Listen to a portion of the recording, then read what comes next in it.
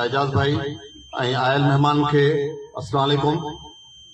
D जेको मल्हायो पियो वञे या जंहिं ॾींहं जे लाइ प्रोग्राम रखियो वियो सलाम आहे उस्ताद।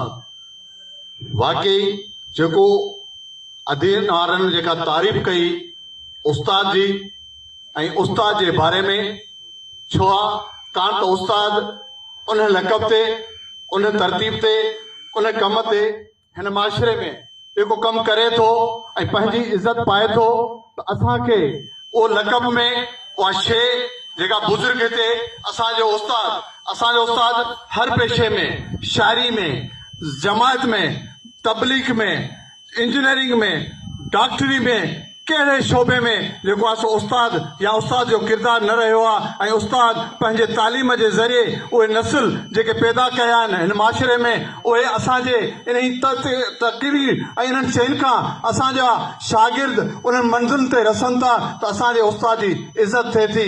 आऊं अॼु प्रोग्राम में उस्तादनि जी इज़त ऐं प्रोग्राम कराईंदे ऐं सलाम करियां थो उन्हनि दोस्तनि खे जेके हिन प्रोग्राम खे रखनि था।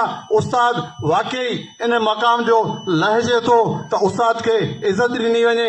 ऐं अॼु उस्ताद रिटायर जेके थिया आहिनि उन्हनि खे जेको तकलीफ़ ॾिनी वई आहे उन्हनि खे सलाम आहे जो उन्हनि उस्तादनि जी इहा महिनत ऐं रायगान कान वई आहे जेको असीं हीअ तरतीब ॾेई रहिया आहियूं। महिरबानी जे टाइम जे करे जेको प्रोग्राम जे करे उस्तादनि खे सलाम आहे। उस्तादनि जी ही इज़त ऐं मान मर्तबो सदाईं ज़िंदा रहे। आमीन सुभाणे।